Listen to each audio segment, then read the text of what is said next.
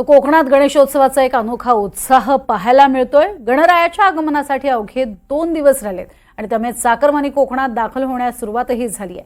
गणेशोत्सवासाठी कोकण रेल्वे मार्गावरती 310 विशेष गाड्या सोडण्यात आल्या आहेत। मुंबई, सुरत, अहमदाबाद, वांद्रे, पनवेलवरून या विशेष गाड्या आहेत। तसंच प्रवाशांच्या सुरक्षेसाठी जवळपास 150 रेल्वे सुरक्षा बल कर्मचारी अधिकारी हे तैनात करण्यात आलेत। गणेशोत्सवासाठी चाकरमानी मोठ्या संख्येने कोकणात जात आहेत। त्यांच्यासाठी ही सोय रत्नागिरी रेल्वे स्थानकावरही असाच आढावा घेतला आहे आणि चाकरमान्यांशी संवाद साधलाय आमचे प्रतिनिधी राकेश गुळेकर यांनी। गणेशोत्सवाला अवघे 2 दिवस राहिलेले आहेत आणि त्या पार्श्वभूमीवर आता कोकणात येणाऱ्या चाकरमान्यांची संख्या वाढू लागलेली आहे। आपण सध्या आहोत ते रत्नागिरी रेल्वे स्टेशनवरती आहोत आणि आपण पाहू शकतो चाकरमानी दाखल होण्यास सुरुवात झालेली आहे। कोकण आणि गणेशोत्सव यांचं एक वेगळं नातं आहे, त्यामुळे राज्याच्या कोणत्याही कानाकोपऱ्यात कोकणी माणूस असला तरी तो गणेशोत्सवाला आपल्या गावी येत असतो। मग तो बस असेल, त्याचप्रमाणे ट्रेन असेल किंवा अन्य पर्यायी मार्गांचा वापर करत चाकरमानी जे आहेत ते कोकणात दाखल होत असतात। गणेशोत्सवासाठी सुट्टी जवळपास 7 ते 8 दिवसाची सुट्टी काढून कोकणात दाखल होत असतात। असे चाकरमानी जे आहेत ते आता कोकणात दाखल झालेले आहेत। आपल्यासोबत काही चाकरमानी आहेत। तुम्ही कुठून आलात आणि आता कुठे चाललात काय सांगाल? किती दिवसाची सुट्टी काढली आहे गणपतीला?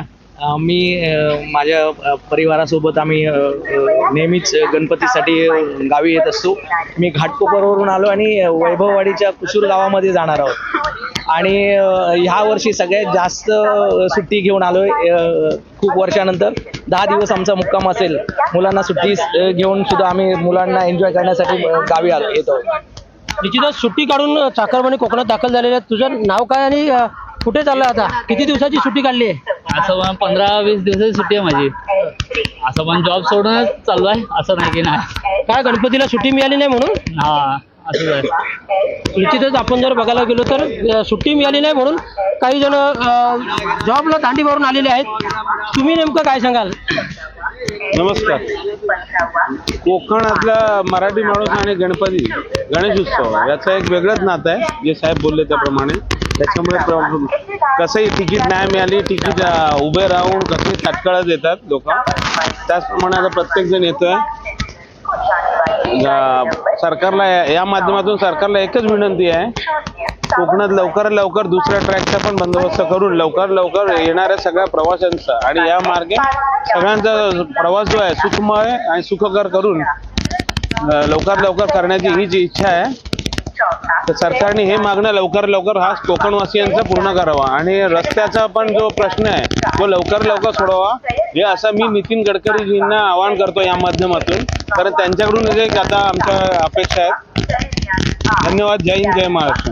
निश्चितच आपण जर बघायला गेलो तर कोकणात आता चाकरमानी दाखल होऊ लागले आहेत। मात्र लवकरात लवकर कोकण रेल्वे मार्गावरचा दुसरा ट्रॅक जो आहे त्याचं काम सुरू करावं, त्याचप्रमाणे मुंबई गोवा हायवेचं काम जे आहे ते देखील पूर्ण करण्यात यावं लवकरात लवकर, अशी मागणी चाकरमान्यांची आहे। कारण ट्रेन असेल किंवा बस असेल यांना प्रवास करताना वेळ लागतो, उशीर देखील होतो, 2-2 तास गाड्या लेट देखील असतात। त्यामुळे प्रवाशांचं म्हणणं आहे की दुसरा ट्रॅक देखील कोकण रेल्वे मार्गावर सुरू करावा।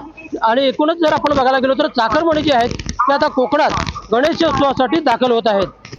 राकेश गुळेकर, NDTV मराठी।